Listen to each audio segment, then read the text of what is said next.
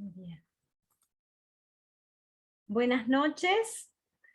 Hoy es la tercera reunión científica de nuestra Asociación de Asma, Alergia e Inmunología de Córdoba. Esta noche va a moderar nuestra secretaria del Interior, la doctora Carolina Berry, especialista en alergia e inmunología. Y antes de comenzar la sesión, quería comunicarles que van a recibir por mail y por mensajes de WhatsApp el link para que puedan descargar los certificados de las jornadas de junio de nuestra asociación. Y también que en la página van a estar las charlas de las sesiones que fueron grabadas. Bueno, buenas noches y Caro, si querés presentar a los relatores. Bueno, buenas noches. El primer relato va a estar a cargo del farmacéutico Jaime Salcedo, de Diatar Laboratorio, que nos va a hablar sobre la elaboración de alergenos para vacunas según normas de buenas prácticas de fabricación. Bienvenido, doctor Jaime, y adelante con su relato. Bueno, mucho gusto a todos, muy buenas noches. Gracias por esta oportunidad de poder comentar algunas exigencias que tenemos parte de salud pública en la que nos controla a nosotros a través de las buenas prácticas de manufactura o también llamadas GMP, ¿sí? Estas buenas prácticas de manufactura, podemos decir que son tiempo, esfuerzo y dinero, ¿sí? Son normas que tenemos que cumplir para poder garantizar la calidad y la inocuidad de nuestros productos finales, ¿sí? Yo diría personalmente que de mucha importancia en esto es el personal y la documentación. El personal, si no es idóneo, si no está capacitado y si no está comprometido con la fabricación de los productos, es muy difícil trabajar. ¿Y por qué documentación? Digo porque cada etapa en la fabricación, desde el inicio hasta el final, está documentada, ¿sí? Y esa documentación está llevada a cabo de gran importancia por garantía de calidad. Nosotros tenemos, el INAME, digamos, nos controla a través de una infraestructura. Esa infraestructura cubre las instalaciones, cubre recepción, cubre expedición, cubre depósitos, cubre control de calidad, cubre garantía de calidad, mantenimiento, etc. ¿Sí? ¿Cómo fabricamos una vacuna nosotros a través de las buenas prácticas? Bueno, ingresa una receta, esa receta tiene unos determinados antígenos que ha propuesto el médico para el paciente. Esa receta se convierte por medio de sistemas de computación en una orden de producción. Esa orden de producción va estéril, en forma estéril, autoclavada al área de producción, y en el área de producción el operador lee solamente los antígenos que lleva la vacuna y los mililitros que lleva la vacuna. Pero para llegar a eso hay toda una infraestructura. Por ejemplo, el área estéril donde se fabrica la vacuna tiene que estar calificada, ¿sí? Tenemos que controlar al operador mientras trabaja los puños, microbiológicamente, el pecho, tiene que entrar al área estéril con ropa estéril, el área tiene que estar controlada microbiológicamente, es decir, tenemos que hisopar las esquinas, las paredes, es decir, hay un montón de cosas que hacen para fabricar esa vacuna. Y bueno, de gran importancia garantía de calidad, garantía hace todos los procedimientos para poder fabricar las vacunas. ¿Por qué los procedimientos? Porque tengo procedimientos, por ejemplo, para pasar por una esclusa, procedimiento para vestirme, procedimiento para llevar a cabo determinadas tareas que hacen un aporte a la fabricación. Y la fabricación se lleva a cabo por guías de producción, ¿sí? Esas guías de producción indican los pasos a seguir en todos los puntos de la fabricación. Por ejemplo, cuánto de cloruro de sodio, cuánto de alergeno, lo junto, cómo lo junto, voy a hacer una extracción, y todos esos pasos que voy llevando para la fabricación tienen que estar documentados. ¿Y de qué sirve la documentación? Es que en un momento determinado nosotros podemos hacer trazabilidad, ¿sí? La trazabilidad es importante porque podemos ir de atrás para adelante o de adelante para atrás y saber cada punto que está controlado, ¿sí? Por ejemplo, tenemos una visita del INAME, a nosotros nos controla el ANMAT, pero en realidad nos controla el INAME, el sector de biológicos. Ellos llegan y por ahí nos piden una receta, además de toda la documentación que tenemos que tener, ¿no? Tenemos que tener control de plagas, control de agua, seguridad de higiene, mantenimiento, etcétera, etcétera. Patrones primarios, patrones secundarios, protocolos de control de calidad. Bueno, a nosotros, por ejemplo, en INAMI nos pide una receta. Esa receta, por ejemplo, tiene 2 antígenos, Blumia y, no sé, y Alternaria. No, sí, un ácaro y un hongo. Bueno, de ahí va para atrás la vacuna. ¿De qué concentrado vino? Ese concentrado, cómo se aprobó, ese concentrado, con qué diluyente se mezcló, ese diluyente tiene un número de lote, ese diluyente también se preparó, y hacia atrás, qué solución fisiológica se utilizó, qué agua se utilizó para lavar los materiales, cuál fue el autoclave que se utilizó, en qué momento, y todo eso está documentado, ¿sí? Por ejemplo, ¿cuánto lleva fabricar una vacuna de ácaros? Ácaros, nosotros tenemos una acaroteca, ¿sí? Como también fabricamos hongos. Para hacer un antígeno de ácaro nos puede llevar, no sé, 8 meses, 9 meses. ¿Por qué? Tenemos que identificar los ácaros, tenemos que cultivarlos, sembrarlos, cultivarlos, matarlos, después que tenemos un volumen de sublotes de ácaros, tenemos que secarlos, tenemos que desengrasarlos, extraerlos. ¿Qué extraemos de los ácaros? Las proteínas que van a producir la antigenicidad, ¿cierto? Esas proteínas se tienen que separar por columnas separadoras de peso molecular, se tienen que realizar diálisis, y todo eso, repito, es una guía de fabricación, desde que se comienza con la siembra del ácaro hasta llegar a la etapa, por ejemplo, de extracción. Cuando tenemos esas proteínas separadas, tenemos que liofilizarlas. Después de liofilizarlas, tenemos que diluirla con un diluyente. Todas esas etapas también van controladas por control de calidad, ¿sí? Determinación de proteínas, determinación de conservantes, etcétera, etcétera.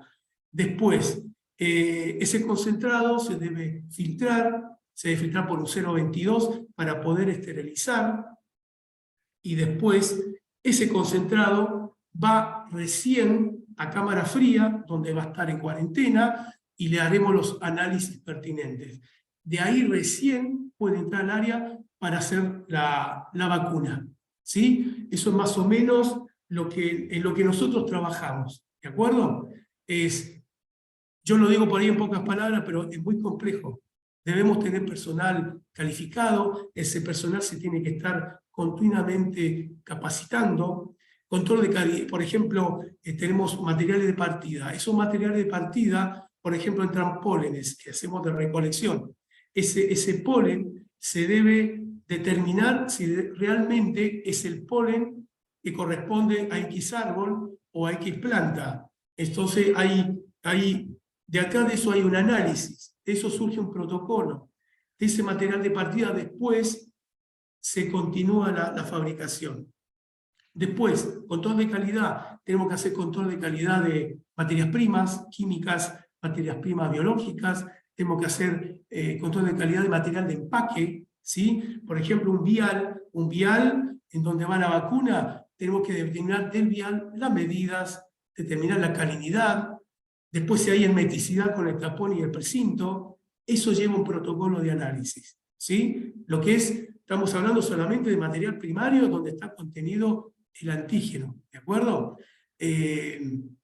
Garantía de calidad también procura que tengamos las validaciones, tenemos validaciones de métodos de control físico-químico, validación de métodos de control microbiológico, validación de procedimientos, validación de procedimientos en producción, ¿sí? Por ejemplo, validar el agua para fabricación, a nosotros validarla nos lleva 1 año, en donde todos los días tenemos que hacer control microbiológico, control químico, y después de 1 año nosotros podemos determinar si el equipo está validado o no, ¿sí?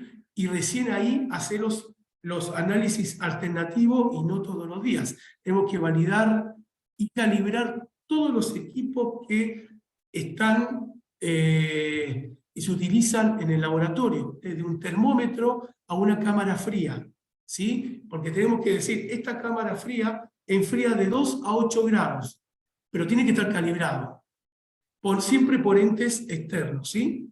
Tenemos que hacer estabilidades de producto terminado, estabilidades de diluyentes, estabilidad de liofilizados, ¿de acuerdo?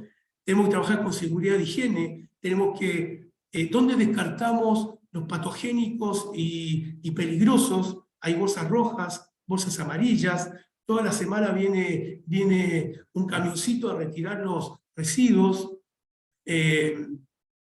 Bueno, esto es lo que les quería dar más o menos un pantallazo de lo que hacemos en el laboratorio. No sé si más o menos tienen alguna pregunta o las preguntas vienen después. Espero que se haya entendido un poco de lo que hacemos de acuerdo a las normas que nos exigen, ¿no? Bueno, Jaime, gracias por tu relato. Sí, seguramente haya preguntas, ya hay algunas que se pueden ver, pero las vamos a dejar para el final de esta sesión, si estás de acuerdo. Y dejamos, de paso les digo a los que están presentes, si quieren en el chat, ir dejando sus preguntas o sus dudas, tanto para el doctor Jaime Salcedo como para las siguientes relatoras. Así que bueno, muchas gracias, Jaime. Bueno, muchas gracias. Bien, ahora vamos a continuar con un relato sobre diagnóstico, biomarcadores y tratamiento de diferentes endotipos y fenotipos sobre venenos de himenópteros, reacciones adversas, y va a estar a cargo de la doctora Mónica Sanabria, que es especialista en alergia e inmunología del Centro Privado del Niño y la Familia, y de la bioquímica Antonella Espada, que es bioquímica especialista en inmunología. Ella trabaja en el área de inmunoserología del Hospital de Río Cuarto y en el laboratorio del Centro Privado del Niño y la Familia. Bienvenidas Antonella y Mónica, y bueno, las escuchamos. Bueno, buenas noches, gracias por la invitación en nombre nuestro y en nombre de la Sociedad de Alergia de Río Cuarto. Es muy grato poder compartir con ustedes esta noche. Gracias, Anto, porque siempre nos apoyan en la parte científica y está muy bueno trabajar con alguien que sabe tanto de diagnóstico en alergia e inmunología. El tema que tratamos hoy es un tema en el cual tenemos mucha experiencia, quizás por la zona donde vivimos, aunque por los cambios climáticos va cambiando. Vamos a tocar el tema de reacciones a venenos de himenópteros. Algunos datos, ¿por qué tiene tanta importancia? Se estima que en el país hay unos 33.000 apiarios y 3,5 millones de colmenas en actividad. Somos el país con más colmenas del hemisferio sur, segundo exportador mundial de miel. También un dato económico que la actividad genera cerca de 100.000 empleos directos e indirectos. Entonces, ¿cuál es el dato que no tenemos que dejar de mirar y por qué para nosotros es tan importante? Porque las reacciones a picaduras de himenópteros tienen muchísima incidencia en la morbilidad y mortalidad, siendo la causa más común de anafilaxia en adultos y la segunda en pediatría, con una tasa alta de mortalidad.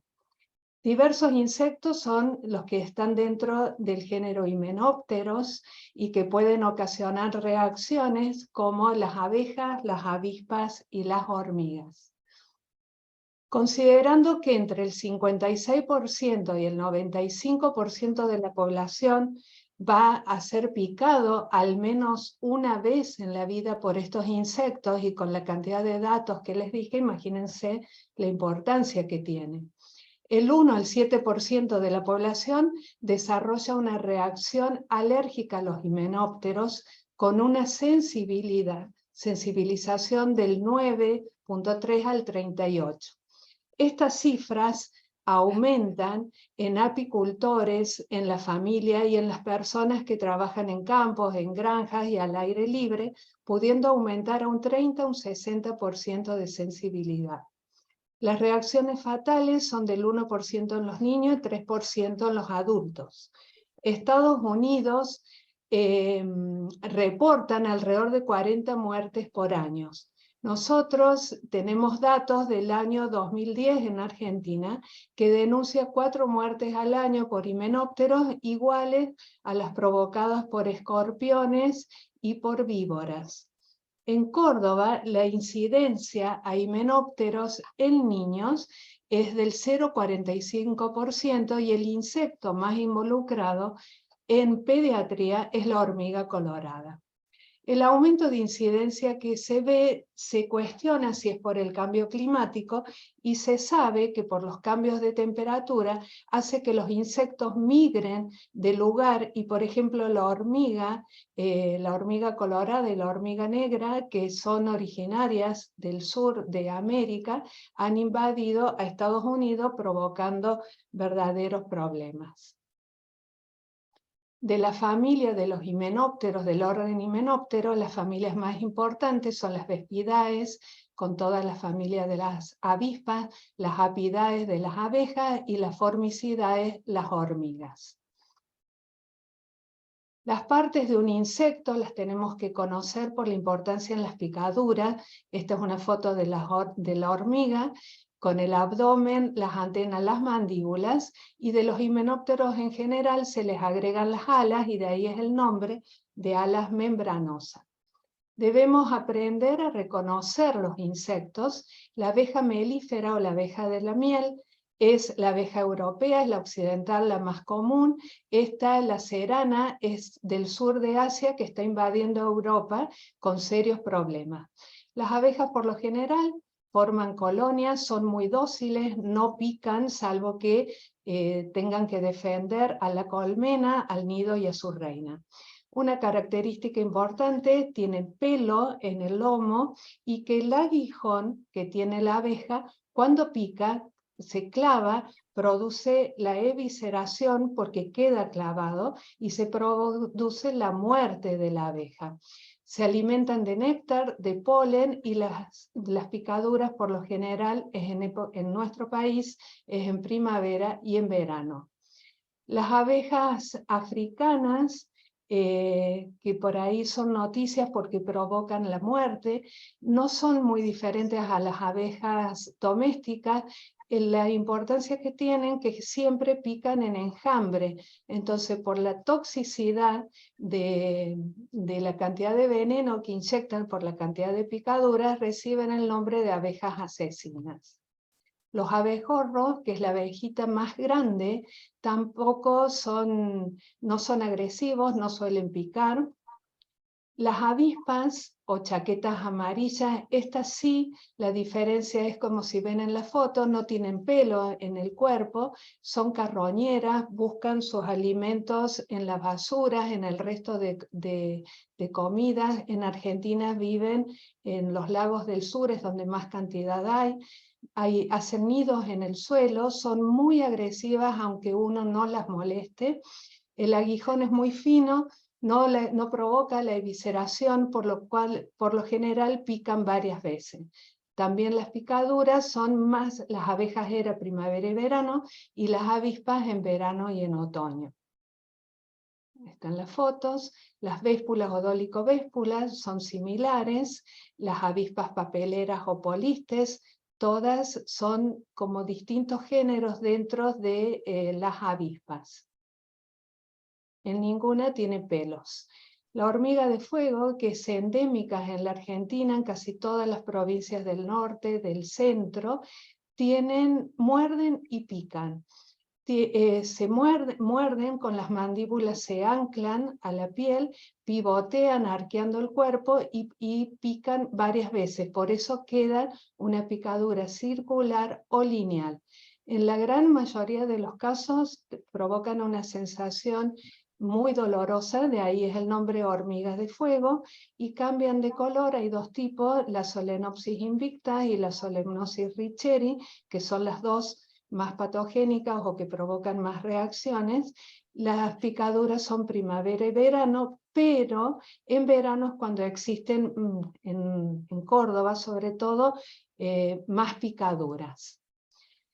La fisiopatología, todas las reacciones provocadas por la picadura de himenópteros pueden ser reacciones mediadas por IgE o tipo 1, no mediadas por IgE, reacciones tipo 2 y tipo 3 de Helicums, y reacciones tóxicas a causa de la naturaleza del veneno.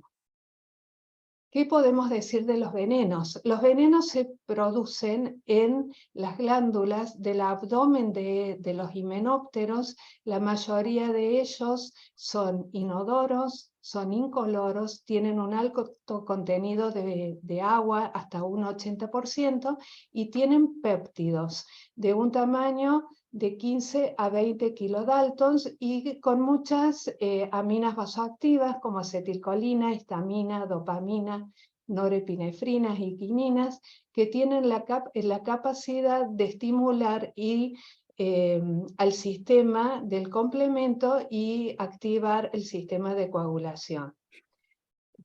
Hay muchos proteínas y péptidos que ya han sido como descubiertos, y se ha dejado de trabajar, que es lo que va a venir, con el veneno total para ir, gracias a la biología molecular, a los distintos componentes.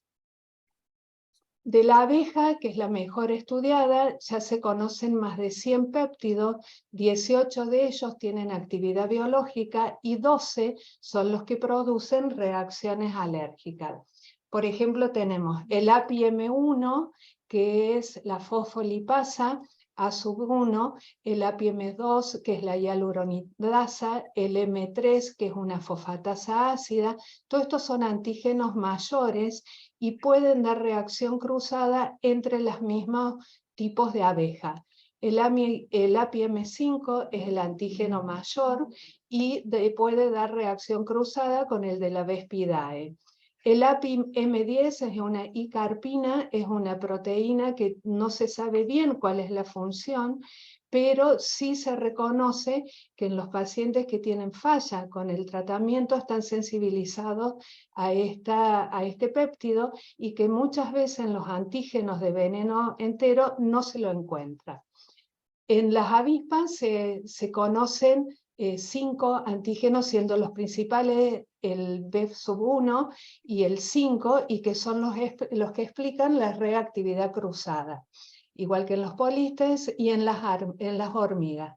Hay mucha reacción cruzada entre las abejas entre sí, poca entre las abejas y las avispas, y entre abejas y hormigas. Sí existe mucha reacción cruzada entre avispas y hormigas. Como en todas otras enfermedades, gracias a técnicas bioquímicas, hoy podemos clasificar en distintos endotipos y fenotipos. Esto hace a una mejor comprensión y tratamiento de las distintas patologías.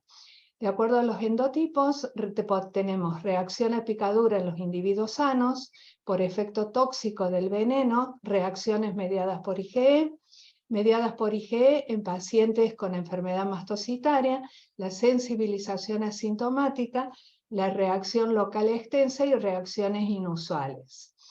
La reacción local no alérgica es la más común de todas, no es grave, es la que aparece posterior a la picadura del insecto, es la roncha, el eritema, que puede estar caliente, que duele, que dura poco, desaparece a las pocas horas. Sí tener en cuenta, sobre todo la hormiga, que tiene muchos alcaloides que son insolubles en agua, que cuando pican tiene una acción necrotóxica y provoca una pseudopústula que pareciera que se llama pseudopústula porque pareciera que tiene pus, pero no está infectada, salvo que se rompa y se sobreinfecte. Estas picaduras, que no son peligrosas, sí, si pica el insecto cerca de la zona orofaringea, o si son múltiples picaduras, pueden provocar una reacción dramática para la persona a la cual pican. Las reacciones locales extensas, estas son serias. ¿Por qué? Porque no se sabe, no está muy en claro qué actitud tomar con estas reacciones. Son las que aparecen alrededor de la picadura con un eritema grande, una reacción mayor a 10 centímetros, que duran más de 24 horas hasta varios días. Hay edema, eritema, aumento de la temperatura, puede haber linfangitis, adenomegalia o fiebre. Se creen que son una reacción IgE retardada con llegada de T helper 2, de basófilos, mastocitos y otras células. A veces parecen una celulitis, no es necesario el antibiótico, pero miren esa foto, tranquilamente se pueden confundir. Las reacciones alérgicas, como todos manejamos, pueden ir de reacciones locales sin importancia, reacciones cutáneas generalizadas con angioedema, urticaria, y llegando a la anafilaxia, que puede comprometer la vida del paciente. Entre el 2 y el 7% de las anafilaxias son mortales y pueden ocurrir a los 15-20 minutos de la picadura, y muchas veces no hay antecedentes de reacciones previas. Siempre en esta también, la anafilaxia, los síntomas que predominan o que empiezan son los cutáneos y luego se van comprometiendo los otros sistemas. Cuando se asocia la mastocitosis, que es una enfermedad, como todos sabemos, neoplásica, donde hay un acúmulo anormales de mastocitos en médula ósea, en piel y otros tejidos, aumenta la posibilidad o la prevalencia de anafilaxia hasta un 30%. Y las reacciones alérgicas en los pacientes con mastocitosis aumentan a un 7,9%. En estos pacientes la anafilaxia tienen varias características en contra. Primero, mayor cantidad de anafilaxia. Segundo, pueden ser refractarios a la adrenalina. Y los síntomas de la anafilaxia, generalmente no hay síntomas de piel, sino que predominan los síntomas cardiovasculares. Las reacciones inusuales, tipo 2 o tipo 3, enfermedad del suero, púrpura, cualquier enfermedad provocada por tipo 2 o tipo 3. Los fenotipos, ¿qué podemos decir de edad del comienzo? Resolución espontánea de la enfermedad, la severidad, multisensibilización, refractarios a inmunoterapia o a medicación. En los niños, la mayoría no son graves, son reacciones locales cutáneas transitorias que duran un día y se van, salvo con las hormigas, que en los niños sí, a las hormigas hacen mayor cantidad de anafilaxia. Los adultos tienen reacciones más severas, con síntomas cardiovasculares, o sea, en los pacientes añosos o que tienen problemas cardiovasculares aumenta la probabilidad de reacciones severas. Cuando uno va a estudiar al paciente, se ve que pueden estar mono, bi o multisensibilizados. Esto es porque hay un porcentaje importante de la población que tiene una sensibilización asintomática, no recuerda haber tenido picaduras y sin embargo está sensibilizado. Y también se puede explicar por la reacción cruzada, la reactividad entre los venenos. Muchos pacientes tienen una resolución espontánea porque la sensibilización se va perdiendo con el tiempo, sobre todo en los niños, y la severidad depende desde las reacciones leves a severas. Lógicamente los pacientes atópicos pueden hacer reacciones más severas. La edad avanzada se cree que es por la medicación cardiovascular que recibe, inhibidores de la enzima convertidora, beta bloqueante. en la mastocitosis o los pacientes con valores de triptasa elevada. Los refractarios a inmunoterapia se habla de los pacientes que no responden al tratamiento con inmunoterapia a dosis correcta. Se cree que es cuando han sido picados varias veces con reacciones muy severas o tienen asociado mastocitosis o valores elevados de triptasa sérica, beta bloqueantes o IECAS. Ahora lo que se sabe es que muchos de estos pacientes cuando hacen una anafilaxia tienen, sobre todo las mastocitosis, peor manejo del volumen. Y cuando hay menor retorno, lógicamente la adrenalina demora más en llegar. Entonces, estos pacientes, la primera medida, aparte de la adrenalina, es aportar líquido, aportar volumen, y tienen mejor pronóstico de los que se demoran. ¿Cómo hacemos el diagnóstico? Como siempre, nos basamos en historia clínica. En esto agregamos identificación de insectos, test in vivo y los test in vitro. ¿Qué preguntamos en la historia clínica? ¿Qué tipo de reacción? Si fue una reacción local extensa o si fue sistémica. Si la picadura, número y localización, o sea, dónde fue picada y cuántas picaduras recibió. ¿Cuándo aparecieron los síntomas? El tiempo transcurrido entre la picadura y la aparición de estos síntomas. Los factores de riesgo, si son apicultores, si viven en la zona rural, la edad, la mastocitosis o los antecedentes de reacciones previas.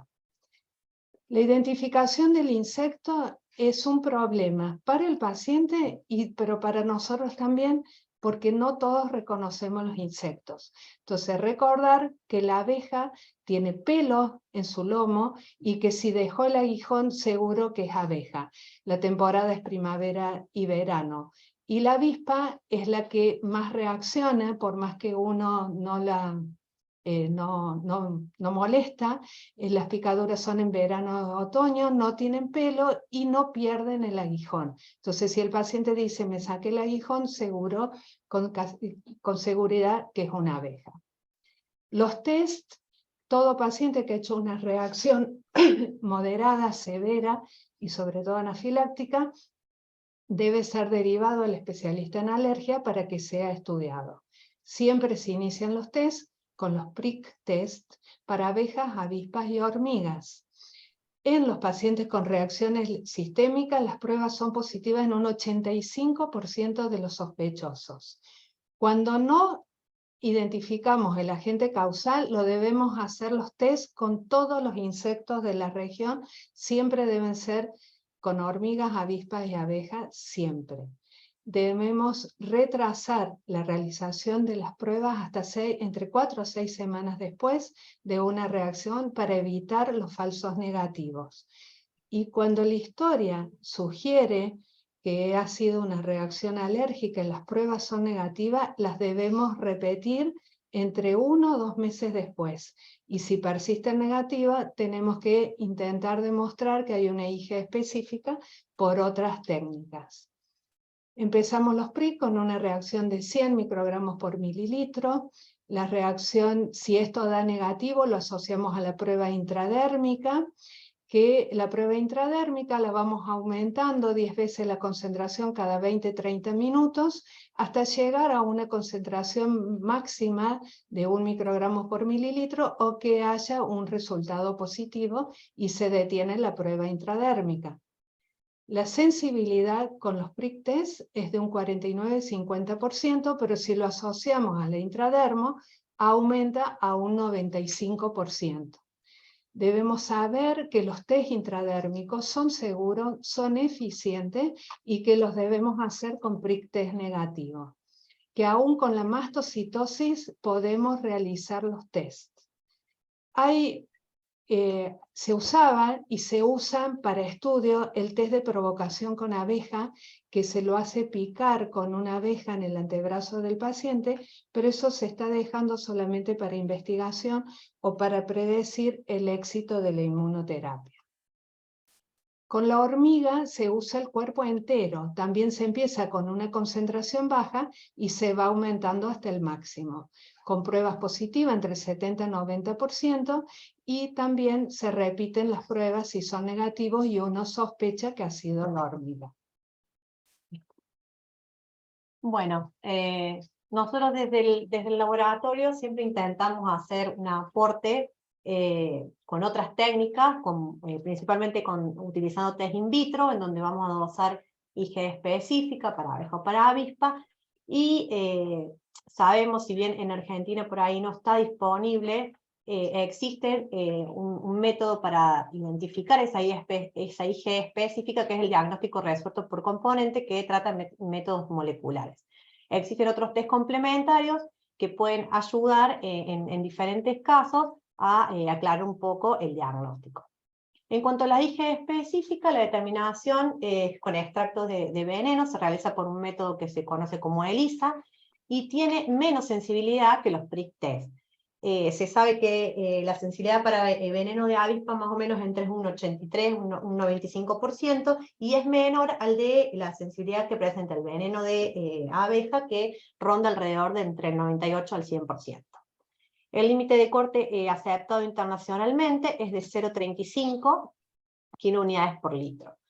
¿Qué se sabe? Se sabe que un 20% de pacientes con test in vivo positivos tienen una IgE específica negativa, por lo cual un resultado negativo de esta IgE específica no descarta una reacción. Pero por otro lado, aproximadamente un 10% de pacientes que presentan un test in vivo negativo son positivos para esa IgE específica. Por lo cual siempre debemos recomendar y tener en cuenta que el uso de los test in vivo y los test serológicos deben ir juntos, y eso va a aumentar la sensibilidad del diagnóstico. En cuanto al diagnóstico resuelto por componentes, lo que hace es detectar y cuantificar niveles de IgE específicos para un determinado componente individual, lo que hace que este diagnóstico sea mucho más preciso. Y ahí es cuando empezamos a hablar un poco sobre la medicina de precisión, para determinar cuál es el antígeno específico que a nosotros nos está generando la respuesta. Su principal uso se utiliza para determinar la sensibilización primaria, y sobre todo en pacientes que presentan una reactividad cruzada, que son dobles positivos para abeja y para avispa. Tiene mayor sensibilidad en pacientes con bajos niveles de IgE específica, dosados por métodos convencionales. ¿Cuáles son los test comerciales disponibles para himenópteros? Cuando hablamos de test comerciales disponibles, actualmente en Argentina no existen, pero sí a nivel internacional están presentes, y por eso también debemos conocerlos. Principalmente hay disponibles para API M1, M2, M3, M5 y M10, como les explico recién Moni. M1, M2 y M3 son los considerados los alérgenos principales o mayores, y el M5 son los que presentan mayor reactividad cruzada entre el veneno de abeja y de avispa. Y el M10, que nos puede hablar un poco sobre la actividad refractaria, sobre todo frente al tratamiento con la inmunoterapia. En cuanto a la reactividad cruzada, se atribuye principalmente, o sea, se ha estudiado y se sabe que esta reactividad cruzada está generada contra determinantes conocidos como carbohidratos de reacción cruzada. ¿Qué son? En los insectos estos epitopos están presentes en una porción específica, que es la alfa-1,3 fucosa, en la N-acetilglucosamina, más interna de la estructura del núcleo de los carbohidratos. Estos presentan una alta inmunogenicidad y producen anticuerpos IgG e IgE específicos. Y se sabe que son los responsables de la sensibilización doble entre el veneno de abeja y de avispas. Estos determinantes de carbohidrato de reacción cruzada también se pueden medir por inmunoensayos conocido como ImmunoCAP.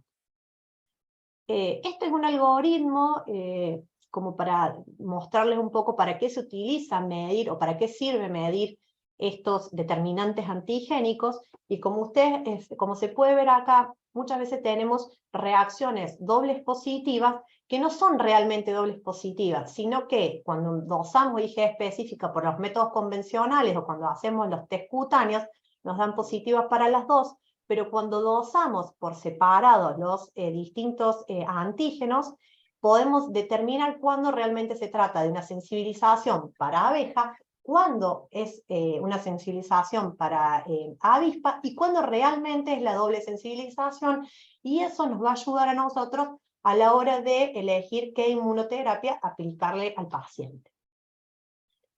El nivel de sensibilidad observado en una prueba con veneno o la concentración de IgE específica no predice los casos futuros, y ninguna característica clínica del laboratorio diferencia a los pacientes que progresarán a reacciones sistémicas de quienes seguirán teniendo solamente reacciones locales frente a estas picaduras.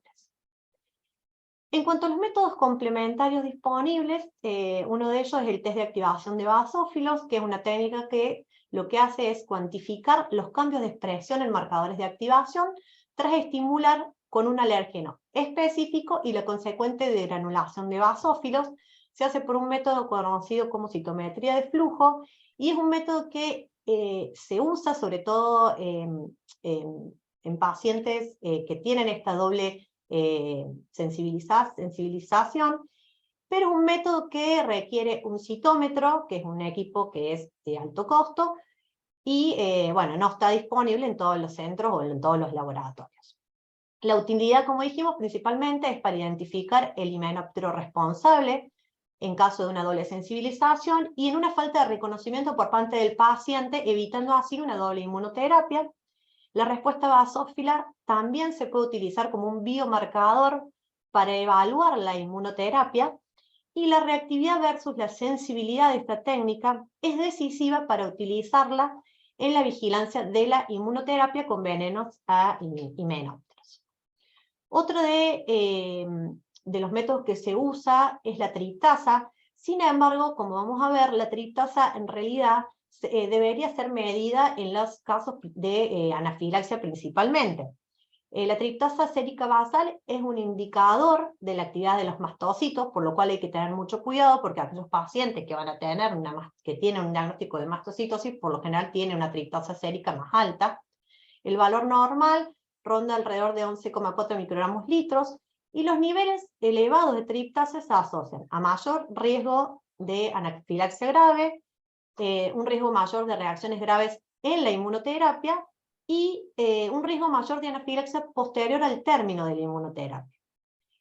Para tener en cuenta, una triptasa sérica basal elevada se asocia a mayor riesgo de anafilaxia en los pacientes que tienen una alergia a himenópteros. Entonces, muchas veces lo que sí se hace es dosar en esos pacientes esa triptasa para saber cuál es su valor basal.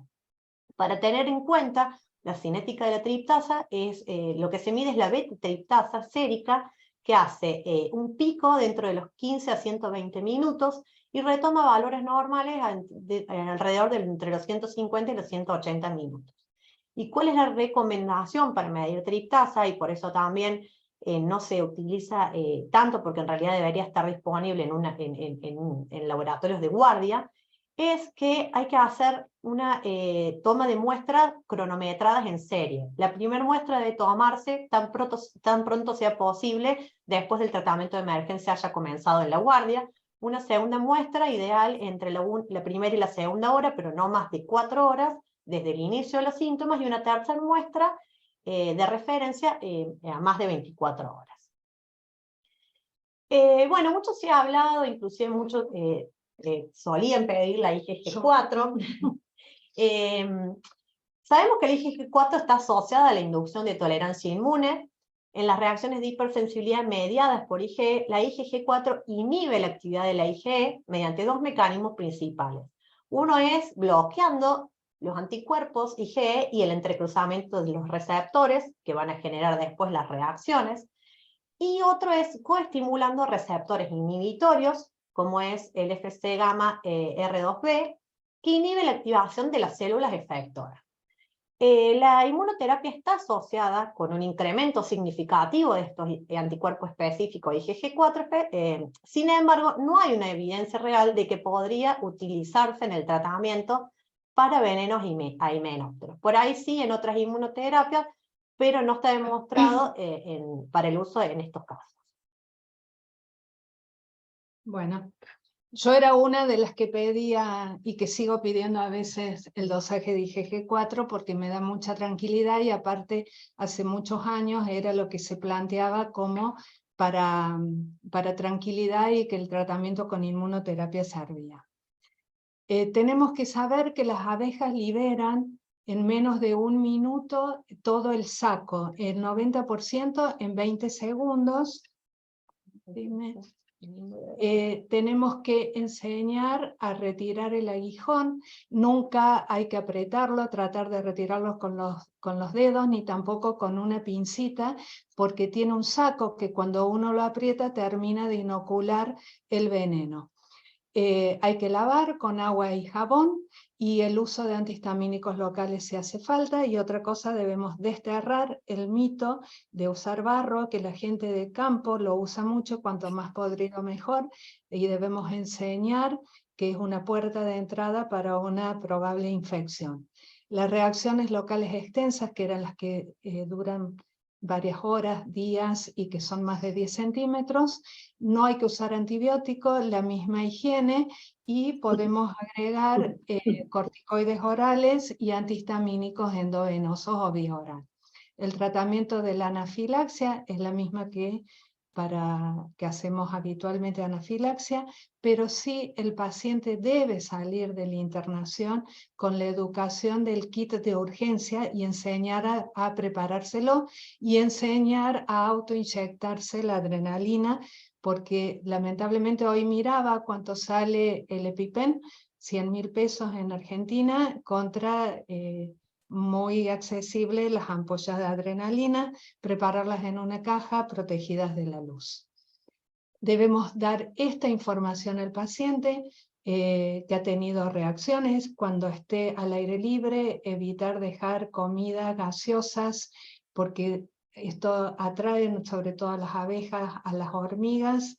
Cuidado al manipular basura, ponerse guantes, estar calzados, tener ropa que protejan las piernas, evitar la ropa holgada, siempre tener zapatos.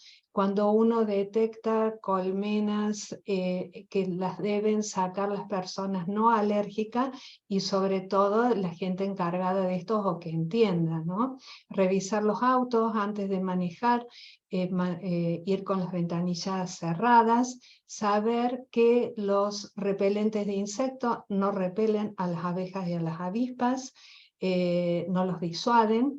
Y en caso de los pacientes alérgicos, llevar siempre la pulsera identificatoria y tener el kit de inyección de adrenalina. La inmunoterapia es el tratamiento de elección. ¿Para quién? Para todos los pacientes que han recibido, que han tenido una reacción severa anafiláctica o severa posterior a la picadura de los insectos. Lo que está muy en duda en las reacciones locales extensas, que se consideran que son IgE, pero sí se reconoce que deben ir a inmunoterapia los pacientes con reacción local severa y que son apicultores o que trabajan al aire libre o que puedan llegar a ser picados más que la gente que no lo hace. Es eficaz la inmunoterapia en un 95 a 100% de los pacientes para prevenir anafilaxia. También saber que en el curso de la inmunoterapia hay muchas reacciones adversas. Del 3 al 12% pueden tener una reacción sistémica leve en la inducción y un 50% una reacción local grande. La efectividad, como decía Anto, depende del correcto diagnóstico. ¿Qué pasa? Muchos pacientes que uno decía refractarios a la inmunoterapia probablemente esté haciendo inmunoterapia con veneno que no tenga el API-M10, es lo más probable, o que no tenga el antígeno al cual el paciente está sensibilizado. Por eso lo que se viene en biología molecular nos va a cambiar el tratamiento. ¿En quiénes están indicados? Pacientes con antecedentes de reacción sistémica grave y sensibilidad comprobada. No podemos indicar una inmunoterapia si no hemos comprobado qué insecto fue. Las contraindicaciones relativas, embarazo, beta bloqueante, riesgo cardiovascular y muchas veces se decía edad del paciente. Se puede empezar inmunoterapia en niños, si uno sobre todo con hormigas y si está la sensibilidad comprobada. Tenemos, como en toda inmunoterapia, una fase de inducción y una fase de mantenimiento. En abeja y avispa empezamos con 1 o 2 aplicaciones por semana para llegar a una dosis de 100 microgramos de veneno. Hay un esquema RASH, clúster o ultra RASH que hacen inmunoterapia con dosis muy seguidas, pero el aumento de anafilaxia es mayor. Esta es una pregunta que todos los pacientes hacen y que lo tenemos que saber, que la carga habitual del veneno de una picadura de abeja es de 20 a 50 microgramos por mililitro. Cuando nosotros llegamos a mantenimiento estamos inyectando 100 microgramos y eso le da una tranquilidad al paciente y le cambia la calidad de vida. En la picadura de hormiga se liberan 100 nanogramos y en la de avispa 5 microgramos.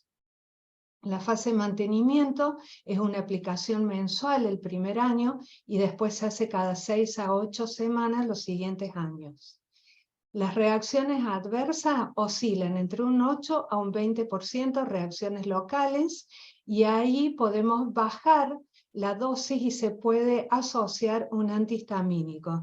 También se le puede dar un antihistamínico antes de hacer la inmunoterapia. Cuando son reacciones sistémicas se premedican y se puede evaluar el uso de omalizumab 1 vez, 2 veces o en toda la fase de inducción. ¿Cuánto dura el tratamiento de inmunoterapia? Antes era 10 años, ahora ha disminuido, se ha bajado a 5 años en los adultos, 3 a 5 años en los niños y en pacientes de alto riesgo como los que tienen mastocitosis o los que han hecho reacciones más graves, el tiempo puede ser indefinido. En las hormigas usamos cuerpo entero, la fase de inducción es 1 o 2 veces por semana hasta alcanzar el mantenimiento y la duración también es de 5 años. Todos los que si tienen experiencia con inmunoterapia con himenópteros, yo tengo mucha experiencia y tengo como 2 conclusiones mías. Realmente funciona tal cual como dicen las estadísticas, pero es muy difícil la adhesión al tratamiento en un tratamiento tan largo. Nosotros acá en Río Cuarto hubo una empresa mixta entre la municipalidad y los apicultores en el año 2000 y nosotros veíamos 3, 4 anafilaxia por semana. Entonces para nosotros realmente fue una experiencia y un entrenamiento muy grande cuando recién se sabía. Por eso es que yo pedía tanta IgG4 para valorar el tratamiento de la inmunoterapia. Y les voy a contar de 2 casos clínicos míos, los 2 extremos. Esta es una chica de 18 años que hizo una reacción anafiláctica, así estaba catalogada, posterior a un insecto desconocido cuando iba en moto. Una chica sana, sin antecedentes de alergia ni picaduras previas, se le realizaron los PRIC, intradermos, todos negativos, se le hizo el dosaje de IG específica para hormiga, abeja y avispa con resultados negativos, y después ella recordó que iba en moto con la boca abierta y algo le pica en la garganta. Entonces el diagnóstico fue toxicidad del veneno por la zona en que la picó, que le provocó realmente similar a la anafilaxia. Y esto hace muchos años, una chica con 5 edemas de glotis de anafilaxia con intubación endotraqueal posterior a picaduras de abeja, con un antecedente de atopía importante, rinitis, asma, alergia a AINES, a betalactámicos, un dosaje de IG de 400 unidades por mililitro, IG específica para avispa negativa, para hormiga positiva y para abeja clase 5 con un valor, esto hace más de 20 años, 62 unidades internacionales. Los PRIC fueron positivos para abeja y negativos para hormiga, y los intradermos negativos para hormiga. Se inicia inmunoterapia con veneno de abeja. A los 3 años de empezado el tratamiento, los valores de IgE bajaron a 61 y los de la IgE específica para abeja negativo, con un dosaje de IgG4 más de 3.90 de BIOS estándar. A los 5 años, en la última colocación, hizo una anafilaxia. Siempre nos quedó la duda, por supuesto que abandonó el tratamiento, y siempre nos quedó la duda, a mí me quedó si esto había sido una mastocitosis, probablemente. Las conclusiones. Las reacciones por picadura de himenóptero pueden ser fatales. Debemos incorporar como algo nuestro en toda la anamnesis de la consulta habitual la pregunta de antecedentes a reacciones por insectos. Tenemos que conocer la importancia de los métodos diagnósticos disponibles, la sensibilidad, la especificidad y las limitaciones de cada test. Saber que la inmunoterapia, en este caso sí, cura. Es el único tratamiento que salva vidas. ¿Y qué incluye este tratamiento? Educar al paciente, enseñar a usar la adrenalina como las medidas de prevención, y tenemos que enseñar a preparar el kit de emergencia y enseñárselo a preparar nosotros. Tienen que tener la adrenalina o la que viene prellenada, o la adrenalina en ampollas, tener 3 o 4, nunca una sola, la difenhidramina inyectable, el corticoide inyectable, y los antisépticos, aguja, jeringa, tener antihistamínicos de segunda generación, corticoides orales, y no solamente entrenarlo al paciente, a la familia, todo el entorno y escolar para su adecuada utilización. Muchas gracias.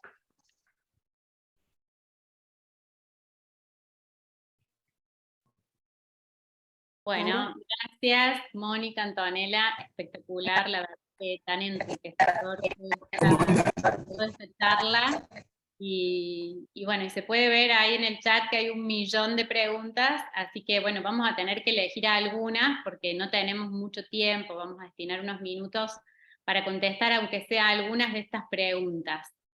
Así que bueno, discúlpenme si no menciono algunas. Primero voy a preguntar sobre estos venenos de himenópteros puntualmente. No sé si Jaime me puede contestar o las doctoras. ¿A qué temperatura deben conservarse en nuestros consultorios y a la hora de ser trasladados?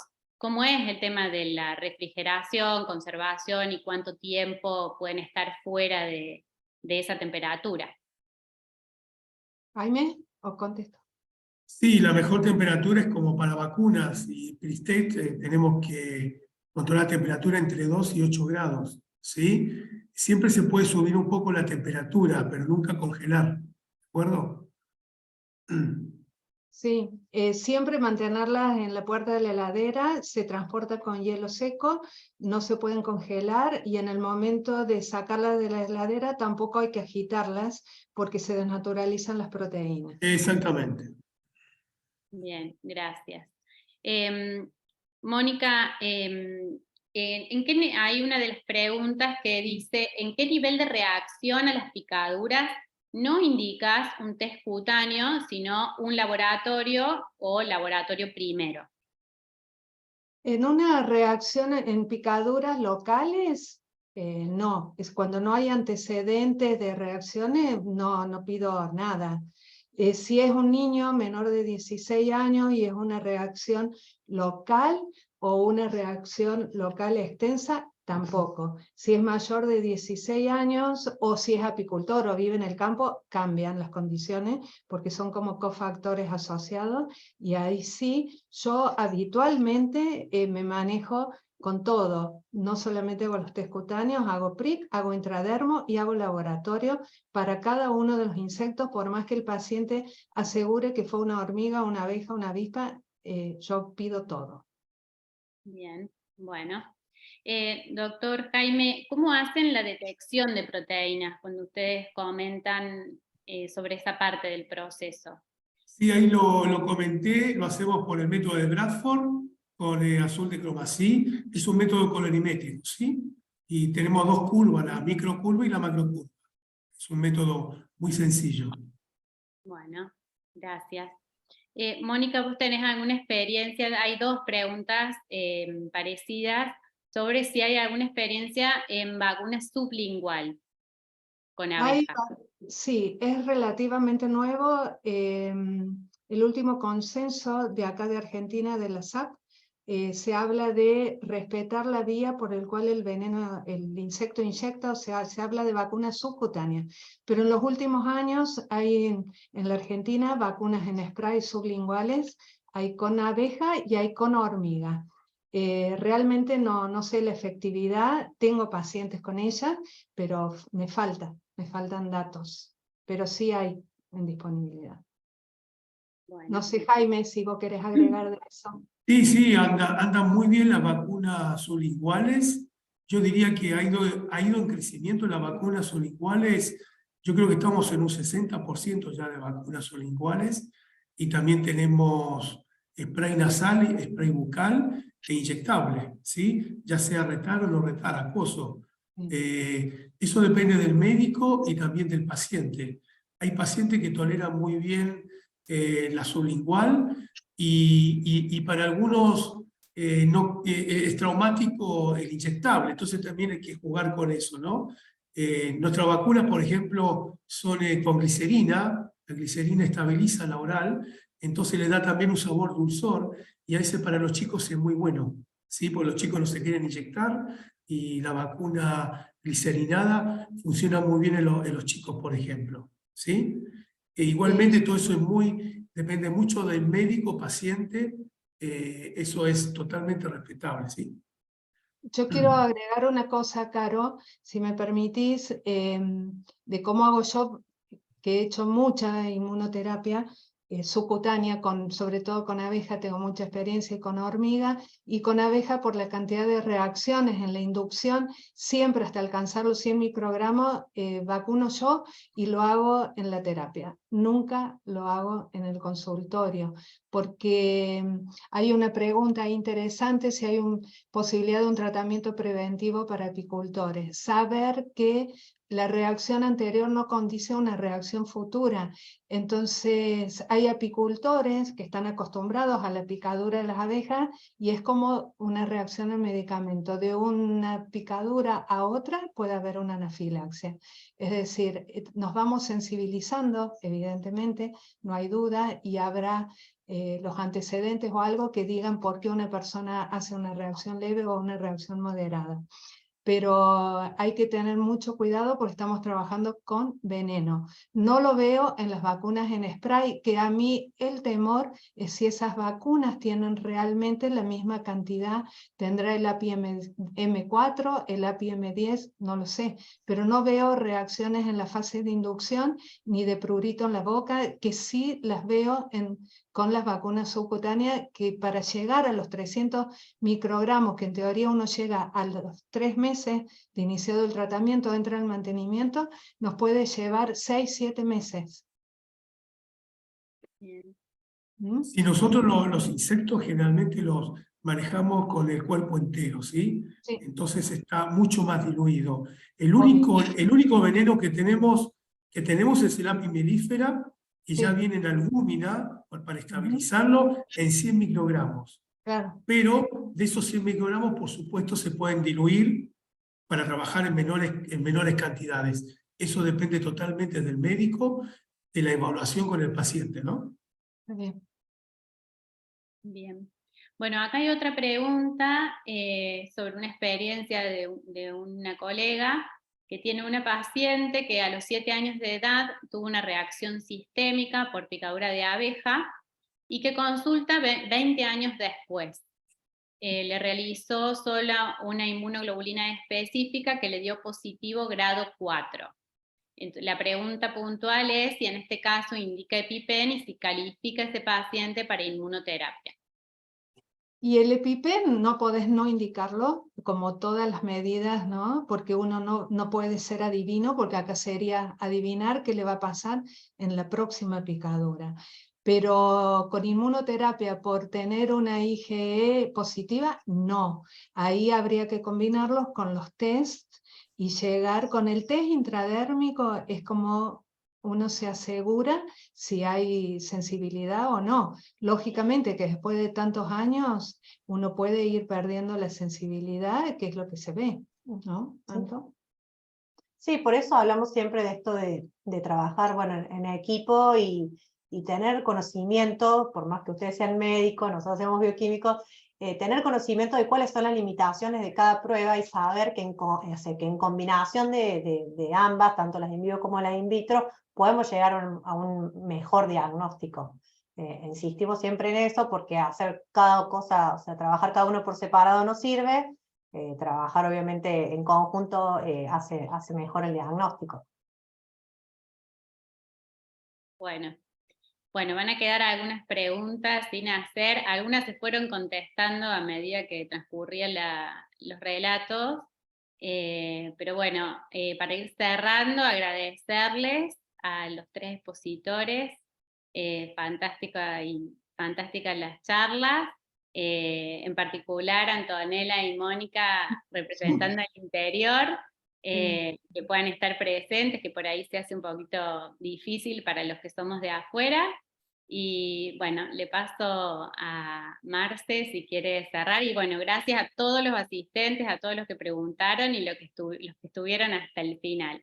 Gracias a todos. Gracias por la invitación. Bueno, muchas gracias. Igual que Caro, comparto excelente las exposiciones, muy claras, re entretenidos, porque se los nota así como muy apasionados por lo que hacen, a los 3. Así que, no, muy linda la verdad la charla, a mí me encantó. Linda la experiencia tanto de la parte del laboratorio, que es algunas cosas que nosotros ignoramos, y gracias porque ustedes siempre nos apoyan y dicen, che, ¿por qué no te fijas tal cosa? Porque es así, y eso está bueno, trabajar en equipo, Sí. saber cómo se preparan los antígenos con los que nosotros trabajamos también. Me encantó lo que explicó el señor Jaime, y bueno, agradecer a todos los asistentes, y bueno, para mí fue como una charla muy amena, muy familiar, me encantó, así Bueno, que gracias. agradezco muchísimo, muchísimo, muchísimo.